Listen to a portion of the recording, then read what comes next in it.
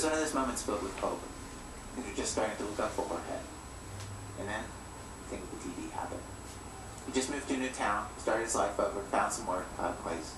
Years of searching around. No vagueness. Rampant. It's going well. Like, the way that I'm procrastinating now is by, like, doing work, you know? You know, I'm coming into my own. Like, I feel good. I'm paying bills relatively on time. He moved to New York City, which was scary. He walked into an apartment that real New Yorkers told him wasn't fine. A little studio in the East Village. One room, good location. Cheap. And then one night he's sitting at his table, watching The Bachelorette on TV. And The Bachelorette at the time is this huge show, this brand new concept, big reality TV hit. This woman meeting 20 men, going on dates with them, eliminating another one each week. And it's the episode where The Bachelorette has whittled it down to just 4 guys she's going to pick one from eventually. And she's in New York City, visiting one of the potentials. And, you know, so he goes out to dinner with his family, and they're, you know, they eat, and, you know, they've got the shifty-eyed sister, and, you know, like, everybody's family acts the exact same way, you know? Right. And then they get in the limousine, and they decide to go back to his apartment. Now I'm on the edge of my seat. Because, you know, I moved to New York, like, it's an enormous city, and I would be so excited if I could recognize the street. I would be so excited. It would just make me so happy. And so I'm totally excited.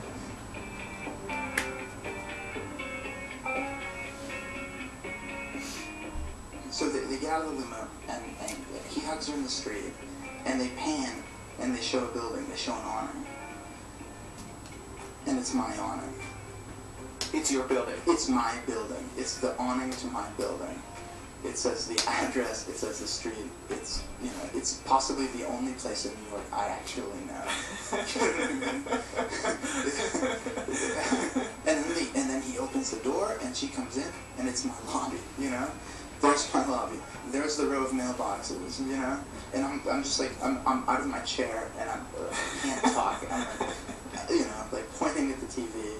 Like, if it were me, I would think, like, are they here right now, like, in the building? You're too smart. I mean, I couldn't think. I was just like, you know, it was, you know what I mean? I was just like, it was, you know, I was just flabbergasted. It just couldn't be happening, you know? Why doesn't take the elevator up to the 4th floor? Jorge goes on the 5th. They walk down the hall to a door. And then Jorge realizes something else. You know, he doesn't just live in the city as me. He doesn't live in the same street as me. He doesn't just live in the same building as me. He basically lives in my apartment. He lives in the exact same apartment. It's the exact same layout. So basically, so the camera goes inside this apartment, and you see your apartment, basically. A much better version of my apartment. His is much better. The walls are whiter. The place is cleaner. The furniture is nicer. He has a half wall. Like, he's got a half wall. A half wall with them brick glass blocks. It's like drywall, you know? But it seems like it has like some sort of like countertop kind of thing on it. And at that moment, Jorge gets this flash. He is not really doing all that well. His apartment is a kind of dump compared to this guy who's on TV.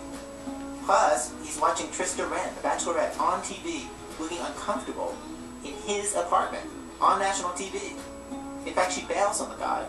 She leaves the apartment, and they cut to like that head-on interview, you know. And she's just looking at the camera, and she says, "I've dated guys with really bad apartments before.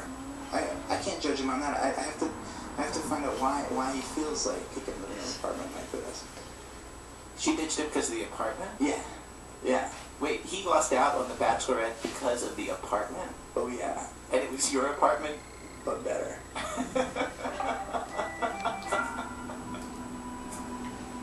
Over the next few days, it all sort of goes to hell for Jorge. He's depressed. His new life does not seem so shiny.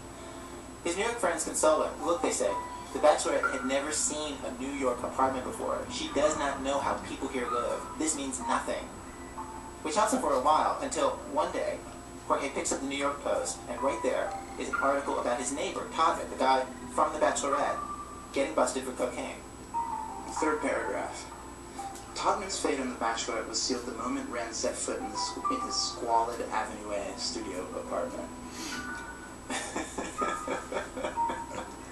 Do you understand the weight of that? Squalid. Squalid Avenue A studio apartment. So this isn't just like people from outside New York. This is the New York Post. Nobody knows New York apartments like the New York Post. These guys have been in the most squalid New York City apartments. It's squalid, you know? It's a squalid. Squalid. You know, there's not that many definitions for squalid. There's not many ways to look at the word squalid and think, Maybe they mean kind of hip, you know?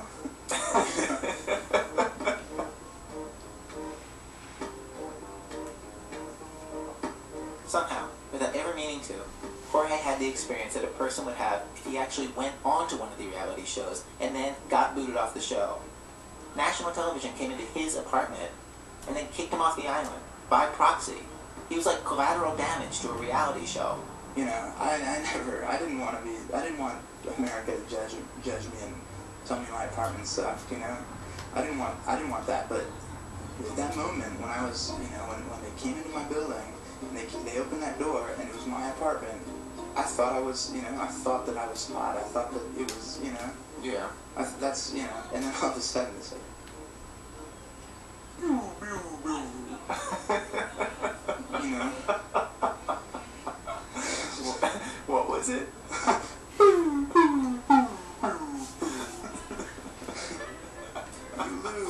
lose, you know.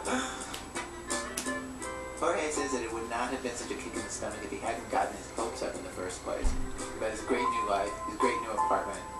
Hope is dangerous. Hope makes you vulnerable. You can be disappointed, you can fail, there is a lot to be scared of. In that way, stories of hope and stories of fear have a lot in common. Your heart's right out there, ready to be crushed, in both kinds of stories. The stakes are high, and what happens next, we usually can't predict at all.